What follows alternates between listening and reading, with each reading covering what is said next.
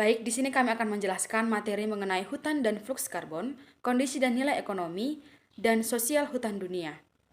Hutan merupakan wilayah daratan yang didominasi oleh pepohonan. Banyak definisi tentang hutan, bahkan ratusan definisi tentang hutan yang menyebar di seluruh dunia, yang menggabungkan faktor-faktor mulai dari kerapatan pohon, tinggi pohon, penggunaan lahan, kedudukan hukum, serta fungsi ekologisnya. Hutan sebagai sarana tempat tinggal makhluk hidup merupakan salah satu fungsi hutan yang harus dijaga kelestariannya. Berbagai macam tanaman dan tumbuhan yang berkembang biak di hutan merupakan sumber keanekaragaman yang bermanfaat bagi manusia. Fluks karbon adalah jumlah karbon yang dipertukarkan antara kolam karbon bumi sampai lautan, atmosfer, daratan, dan makhluk hidup. Sejalan dengan paradigma baru mengenai pembangunan hutan yang mengarah pada kelestarian hutan untuk memperkuat ekonomi rakyat dan mendukung perekonomian nasional untuk demi kesejahteraan rakyat. Dalam pengelolaan hutan, haruslah betul-betul melibatkan dan menyentuh langsung masyarakat, terutama masyarakat yang tinggal di sekitar hutan, karena dalam pengelolaan hutan sangatlah bermanfaat bagi kehidupan manusia, salah satunya yaitu memperkuat perekonomian rakyat itu sendiri. Nah, demi meningkatkan pelestarian hutan dan memperkuat perekonomian rakyat di sekitar hutan, maka dibentuklah program perhutanan sosial. A. Konsep hutan dan fluks karbon. Hutan adalah kekuatan stabilisasi untuk iklim. Mereka mengatur ekosistem, melindungi keanekaragaman hayati, memainkan bagian integral dalam siklus karbon, mendukung mata pencarian, dan memasok barang dan jasa yang dapat mendorong pertumbuhan berkelanjutan. Peran hutan dalam perubahan iklim adalah 2 kali lipat. Mereka bertindak sebagai penyebab dan solusi untuk emisi gas rumah kaca. Sekitar 25% emisi global berasal dari sektor pertanahan. Perkiraan menunjukkan hampir 2 miliar hektar lahan terdegrasi di seluruh dunia. Area seukuran Amerika Serikat menawarkan peluang untuk restorasi. Oleh karena itu, meningkatkan dan memelihara hutan merupakan solusi penting untuk perubahan iklim. Oleh karena itu, meningkatkan dan memelihara hutan merupakan solusi penting untuk perubahan iklim. Menghentikan hilangnya dan degradasi ekosistem hutan dan mempromosikan restorasi mereka memiliki potensi untuk berkontribusi lebih dari sepertiga dari total migrasi perubahan iklim yang menurut para ilmuwan diperlukan pada tahun 2030 untuk memenuhi tujuan Perjanjian Paris. Secara global, 1,6 miliar orang, hampir 25% dari populasi dunia, bergantung pada hutan untuk mata pencarian mereka. Peran pohon dalam hutan dalam membangun ketahanan terhadap perubahan iklim dalam beberapa cara, yaitu yang pertama, memerangi deforestasi dan degradasi hutan di daerah keragaman hayati tinggi dan signifikan budaya. Yang kedua, memulihkan langkah hutan membantu meningkatkan mitigasi dan adaptasi perubahan iklim. Yang ketiga, memungkinkan penggunaan lahan berbasis hak, memastikan keterlibatan manusia dalam hasil penggunaan lahan. Yang ketiga, membuka manfaat hutan sangat penting untuk pasokan barang dan jasa hutan yang berkelanjutan. Yang keempat, hutan membantu menstabilkan iklim. Yang kelima, untuk memaksimalkan manfaat iklim hutan, kita harus menjaga lebih banyak lanskap hutan tetap utuh. Yang keenam, menghentikan hilangnya dan degradasi sistem alam dan mempromosikan restorasi mereka. Yang kedelapan, memulihkan 350 juta hektar lahan terdegradasi sejalan dengan tantangan bom dalam dapat menyerap hingga 1,5 gigaton karbon dioksida setara setiap tahun. Terdapat 4 penyerapan karbon utama: liosfer atau kerak bumi, hidrosfer lautan, atmosfer udara, biosfer organisme. Respirasi merupakan melepaskan karbon dioksida ke atmosfer ketika senyawa organik dicerna dalam organisasi hidup. Dekomposisi melepaskan produk karbon ke udara atau sedimen ketika bahan organik didukung setelah kematian suatu organisme. Yang ketiga, pembubaran gas, pertukaran gas karbon antara laut dan atmosfer. Yang keempat, liquefaction, pemadatan sedimen yang mengandung karbon menjadi fosil dan batuan.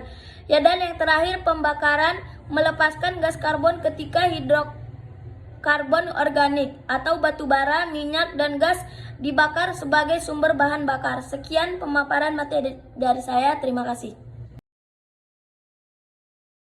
Fluks karbon adalah jumlah karbon yang dipertukarkan antara kolam karbon bumi sampai lautan, atmosfer, darat, dan makhluk hidup. Dan biasanya, fluks karbon diukur dalam satuan gigaton karbon per tahun. 1. Pertukaran karbon bumi.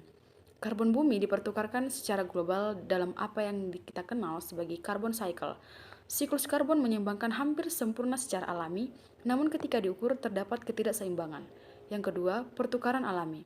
Ada dua pertukaran alami utama. Yang pertama, atmosfer darat. Pertukaran tanah ini siklus karbon terutama dengan menggunakan fotosintesis, tanaman, dan respirasi. Sekitar 120 gigaton karbon ditarik setiap tahun melalui fotosintesis dan 120 dipancarkan kembali ke atmosfer oleh respirasi dan dekomposisi. Yang kedua, atmosfer laut. Lautan siklus karbon melalui perbedaan tekanan dengan atmosfer. Sekitar 90 gigaton karbon dipertukarkan sepanjang siklus ini, dan seperti siklus atmosfer darat, pertukaran bersih sekitar 0. Pertukaran ini keduanya terjadi pada rentang waktu yang sangat berbeda, dengan siklus darat terjadi pada tingkat tinggi, sementara siklus laut jauh lebih lambat. Yang ketiga, pertukaran manusia. Pertukaran karbon manusia sebagian besar merupakan jalan satu arah, karena bahan bakar fosil diekstraksi dari bawah tanah, atau di mana mereka pada dasarnya tidak berpengaruh pada planet ini dan diperanakan ke dalam siklus karbon. Bahan bakar fosil memberi kita energi yang dapat digunakan dalam banyak cara, seperti pembangkit listrik atau transportasi menggunakan kendaraan bermotor. Di sini saya akan menjelaskan kondisi dan penilaian ekonomi dan sosial hutan dunia. Yang pertama, kondisi manfaat ekonomi. Hutan merupakan sumber daya alam yang mempunyai peranan penting dalam kehidupan, baik secara langsung maupun tidak langsung. Peranan hutan secara langsung dapat terlihat dengan bukti adanya keberadaan hutan sebagai sumber pemenuhan bahan baku kayu, serta berbagai keanekaragaman hayati lainnya yang dapat langsung kita manfaatkan. Dan peranan hutan secara tidak langsung dapat kita rasakan dengan bukti bahwa hutan merupakan penyedia oksigen, pengatur tata air, berperan sebagai pengatur tata air, penyedia oksigen maupun sumber pemenuhan. Sumber daya hutan berperan sebagai penggerak ekonomi dapat teridentifikasi dalam beberapa hal, yaitu yang pertama tadi, penyediaan devisa untuk membangun sektor lain yang membutuhkan teknologi dari luar negeri. Yang kedua, penyediaan hutan dan lahan sebagai modal awal untuk membangun berbagai sektor, terutama untuk kegiatan perkebunan, industri, dan sektor ekonomi lainnya. Yang ketiga, berperan dalam pelayanan jasa lingkungan hidup dan lingkungan sosial masyarakat. Yang kedua, perhutanan sosial. Perhutanan sosial merupakan program yang saat ini menjadi salah satu fokus utama Kementerian Lingkungan Hidup dan Kehutanan Republik Indonesia. Perhutanan sosial sendiri memiliki tujuan untuk mensejahterakan masyarakat sekitar hutan. Program ini dilatar belakangi karena pada saat sekarang pemerintah, dalam hal ini pemerintah pusat yang diwakili oleh Kementerian Lingkungan Hidup dan Kehutanan, memiliki dua agenda besar. Yang pertama itu peningkatan kesejahteraan masyarakat sekitar hutan dan juga menciptakan model pelestarian hutan yang efektif. Melalui perhutanan sosial, masyarakat dapat memiliki akses kelola hutan dan lahan yang setara dan seluas-luasnya. Dan dengan bentuk pemanfaatan hasil hutan yang sesuai dengan prinsip kelestarian yang ramah lingkungan, maka tujuan konservasi lingkungan dapat sejalan dengan upaya peningkatan kesejahteraan masyarakat. Tambahan manfaat lainnya adalah perlibatan masyarakat setempat sebagai pihak utama dan terdekat yang menjaga kelestarian hutan. Baik, di sini saya akan menjelaskan penilaian hutan. Penilaian hutan terdiri dari beberapa, yaitu yang pertama penilaian berdasarkan harga pasar. Barang dan jasa yang dihasilkan dan diperdagangkan atau memiliki harga pasar dapat dipergunakan untuk menghitung harga finansialnya. Dalam pasar, yang efisien atau pasar persaingan sempurna. Harga barang dan jasa mencerminkan kesediaan membayar setiap orang, atau nilai yang diperoleh dari pasar persaingan sempurna merupakan nilai baku karena memenuhi keinginan penjual dan pembeli serta memberikan surplus kesejahteraan yang maksimal.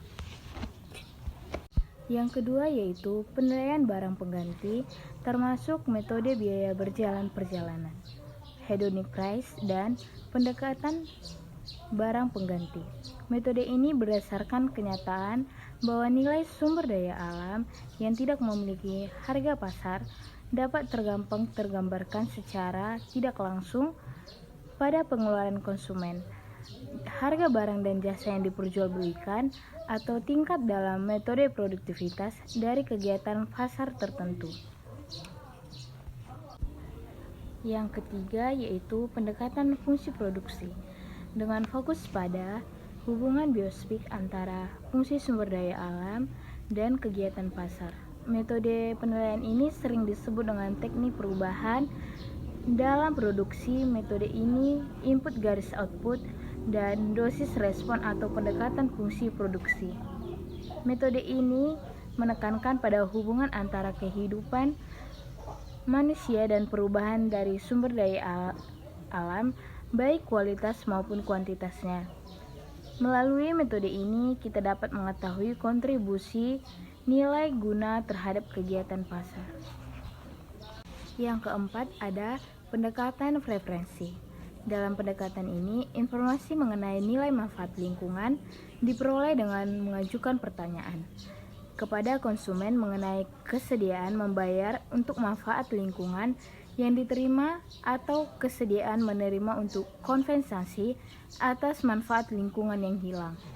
Dan yang terakhir yaitu pendekatan berdasarkan biaya, termasuk di dalamnya adalah biaya penggantian dan pengeluaran defisit. Metode penilaian ini menghasilkan nilai untuk manfaat dari manfaat barang dan jasa dengan menduga biaya penggantian dan pengeluaran defisit dengan alternatif barang dan jasa lainnya.